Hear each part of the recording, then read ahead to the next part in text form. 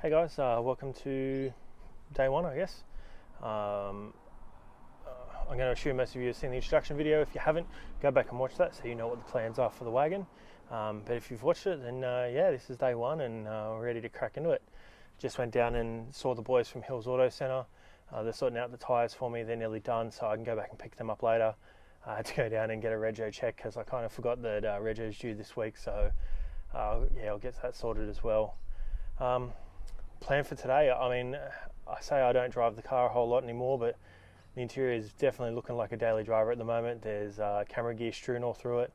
It's pretty dirty at the moment. So as much as I'm doing an exterior makeover, I've done some stuff to the interior that is all kind of coming together. So it's probably time to give it a bit of a clean and a vacuum and get it looking its best as it can as well. The interior, I mean, it's one of those things that I do need to get sorted. Car's 8 years old, it's looking pretty tired. If any of you have been seeing the wagon around for a while, I did have an iPad installed in the dash that it was great. I loved it, but it was never as clean or as OE as I would have liked. So I've since replaced that with a full E3 HSV dash cluster, stereo gauges at the top, and it looks pretty cool. It goes from there straight into an Autoson Bit 10 processor, from there out to a Autoson AV 5.1K through Ethernet cables, so it's a fully digital system from the processor back and out to a full Voce speaker setup, doors and single 12-inch sub in the boot. The seats, they're tired. I'm a bigger bloke. I've lost some weight over the last 18 months or so, but they're still, yeah, pretty trash. So for those who've been following my photography, you know I've been working with Kurt from My Design for a little while. We're coming up with a pretty cool plan to sort out the interior. Nothing crazy, nothing super fancy. You'll see how the wagon looks at the end of this. There's definitely not going to be any bright white diamond stitch or anything like that happening on the interior, but I think it's going to be pretty cool. It's not going to be done this year. He's booked out for the rest of this year into next year, so it'll be sometime next year. I'm in no real rush for it, but I think it's going to be really cool once it's done. Yeah, I think it's time to crack into it. I'm going to start with the interior. I've got to give it a good clean. I'll grab the vacuum out and give it a vacuum a little bit later. I need to give the plastics and the trim a bit of a wipe down. For trim and stuff, I use a product called P&S Express Interior Cleaner. It was recommended by Matt Morman from Obsessed Garage. He sells it and stocks it. Unfortunately, shipping to Australia is a bit expensive, so I had to find it from a local source here. But it's a great product. I buy it in a 5-litre bottle, and it's super cheap and works really well. It smells great. Doesn't leave any shiny residue like Armor All or anything like that. So I'm just going to go through the car and give it a clean and yeah, show off the stereo a little bit, and yeah, we got cracking. And once we're finished with that, I'll pull the car out into the sun, get it warmed up, so the vinyl's a lot easier to start removing, and I can start to pull that off and yeah, kick in. So it's going to be fun. Alright, so fair bit of photography stuff in here. Just usual kind of crap that you find in the interior, so yeah, clean that stuff out. Yes, unfortunately I never got around to wrapping the door jambs in the brown. It's bright green colour, so yeah, I'm definitely going to get around to doing it this time. But yeah, it does look pretty garbage, but yeah, my plan is to crack into these and get these done first before I start wrapping the outside of the car. Whether I get to that or not, it's another matter, but yeah, we'll see how we go. So the wagon, it's everything I've ever wanted it to be. It's really, it's such a fun car to drive. It something that I really enjoy. I guess it's just time for a tidy up. Like I said, it's one of those things I don't drive very often, and I think when you don't drive something as often, you kind of neglect it a little bit. So the interior is definitely not looking its best, and it's time for a good cleanup. As you can see, door trim's off at the moment because a couple of weeks ago with the rain, there was a bit of water in the bottom of the door, so I took these off to clean out the inside, and while I was in there I started doing some sound deadening, so just to try and make the stereo sound as good as it can. It's one of those things, I do little bits and pieces and I never quite get very far. I heard someone one day call it lazy perfectionist. You want everything to be perfect, but you're just too lazy to get it there. So I think that's me, but I'm hoping that doesn't happen with this next wrap. I'm really willing to put in the effort to make it the best it can be. This being a perfect example of the green. It's just one of those things, you go, oh, I'll get around to it, and you just never do. So it's one of those things. I'm definitely endeavouring to do this time. In fact, I'm going to do this first. So once I've pulled the brown wrap off, the first protocol is going to be doing the door jambs. I don't know that I'm really going to worry about the doors because you rarely ever see that. But if I've got some leftover vinyl, I might do it. But at this stage, concentrate on these sections here. Obviously you've got plastic trim down here, so I don't need to worry about there. You can pull these rubbers off pretty easily, so I can get in right behind there. This top trim piece comes off, so you can do the top rail. So when that comes off, I can wrap all the way up in and underneath that trim piece. And yeah, I think it's going to come out looking pretty good. I guess we'll have to see when it's done, but yeah, like I said, a lot of work cut out for me in the next couple of weeks, but we'll see how far we get. And just trying to get this as clean as possible before I start wrapping it. I obviously have to go over it with some alcohol or some Car Pro eraser just to clean off any excess oils. But as you can see, it's pretty easy to pull that little rubber trim out. So wrapping behind there shouldn't be too hard. Just got the door striker in here that I'll need to get rid of, and I think I've got that Torx bit somewhere, so I'll knock that out, and yeah, should be pretty good. I guess I'll keep cleaning.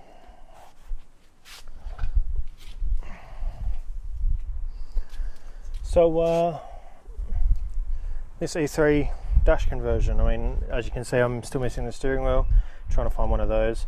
Unfortunately, everyone kind of thinks they're gold, and as most of us know, pricing on car parts, especially Holden and HSV parts, are skyrocketing at the moment. I'm not sure whether that's COVID tax or just the result of Holden closing, but yeah, people want way too much money for that kind of stuff. So I'm just waiting for the right one to come along. Even if I end up having to get Kurt to retrim it, it's no big deal, but yeah, just trying to find a good one. When I find one, then yeah, I'll grab it and can get that one sorted. But honestly, like the dash conversion was pretty easy. Not cheap, obviously. It's just one of those things that, like, in the end, I definitely think it's worth it. I definitely enjoy it. So basically, in the swap, I got dash cluster, got the dash trims. That was programmed to my VIN and kilometers. Got it from what are they?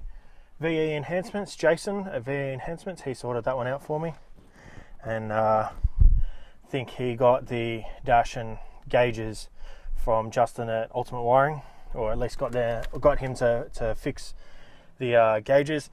For anyone that's had HSV gauges, they know that the LEDs tend to go out in them, so start to flicker, and get that sorted pretty easily. I know Justin offers a service for that, so if you ever need to sort that out, you can. So you get the gauges, you get the wiring for the gauges, the stereo, the head unit, all the trim, the gloss black trim, the gloss black center console. I've added to that by buying Series 2 switch, headlight switch, so that's got white LEDs in it. I've added a Series 2 traction control button, Series 2 wiper buttons, New shifter. The shifter knob on the old one was pretty trash, so I got that replaced as well. And then I just wrapped the trims in piano black just to match it. I'm not sure if I'm going to wrap them in body color or not, or if I'm just going to leave them, or see what it looks like when I'm finished. I think I might do it just to tie the interior in, and maybe do the spokes on here when I get a HSV steering wheel. That probably look pretty good, I think. The swap itself was pretty straightforward. The only real difficult part was the wiring of the gauges in, because the wiring itself, it's actually different between Commodore and HSV, in the sense that there's no real plug for these gauges.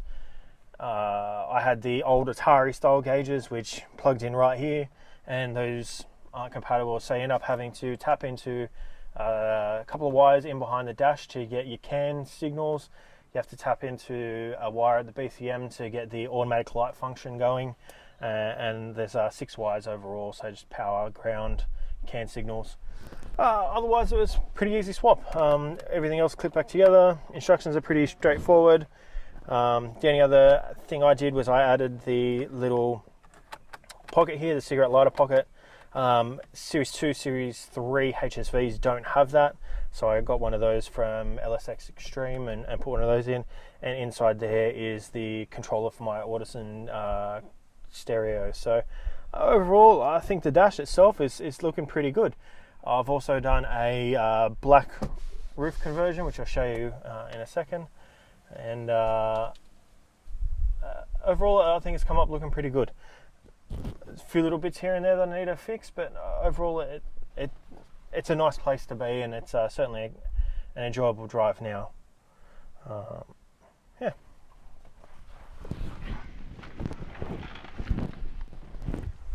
Alright, so it's the next day now. I didn't really get much done yesterday afternoon. I just finished cleaning out the interior, and went down to Hills Auto Centre and picked up my wheels and tyres, so they're all good to go. I've spent the morning prepping them and ceramic coating them and getting them all sorted. So yeah, you guys will see that video probably week after next, once the car's revealed. So this afternoon it's time to unwrap. I've left the car sitting outside in the sun and in the heat. It's 30 something degrees today, so it's nice and warm, and it's time to start unwrapping. You can see the green here.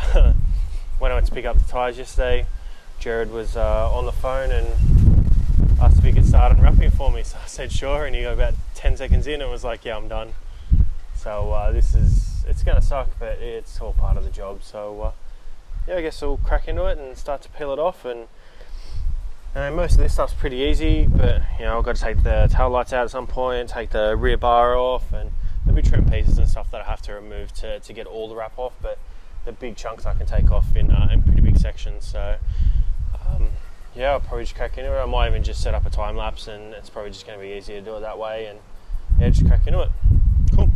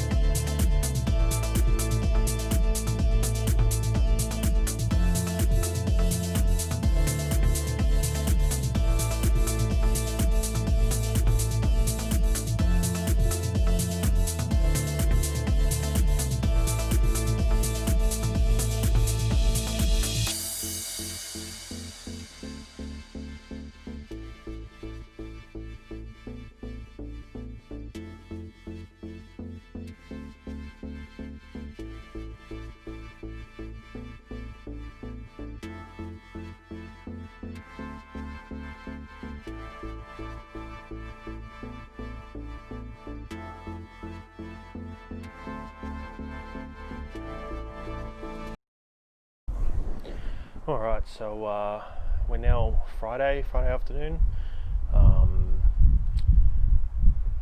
Finished off yesterday afternoon just unwrapping the rest of the car. I've only really got to take the door handles out just to get those, and take the tail lights out just to get a little edge around there. This morning, the weather's been kind of on and off all day. It really wasn't that warm today, so I just did a bunch of running around just trying to get parts as you normally do. Went to VG Auto Paints to grab the paint and high temp clear for the brakes. Went to Holden to try and grab a couple of clips that I'd broken. And $8.38 plus GST for little clips like this, and I need 10 of them. So I kind of went to Pick and Pay Less instead and went to the Wreckers and grabbed a couple anyway. I'm not paying $80 for 10 clips, so that's just ridiculous. I understand that Holden doesn't exist anymore, and that's probably the retail price they were beforehand, but he said that they'd be over a week to get in, so I figured I'd just go to the Wreckers and grab them from there. So much easier that way. This afternoon I'm basically just going to finish taking apart the rest of the car, clean everything off, and start getting prepped. So the prep process is just going to be clay bar, nothing special to that, just a bit of soap and water as the lube for that, and it's pretty much ready to go. I was actually really surprised. There's basically no adhesive left over from that wrap. It would come off really clean, which is really nice. So I won't need to do a whole lot of prep at all, and then just go over the jams and any seams with Carpro eraser and a microfiber and get it all clean and ready to go. And at that point, we're pretty much ready to start wrapping. So I think it's probably the conclusion of this video. I don't think there's going to be much more. It's all just going to be the same stuff over and over again, so there's not much point in showing you that. It's just a bit of grunt work at this point, so I might throw up a time-lapse or something, but I don't think it's necessary. I don't think it's that interesting that you guys are going to want to watch it.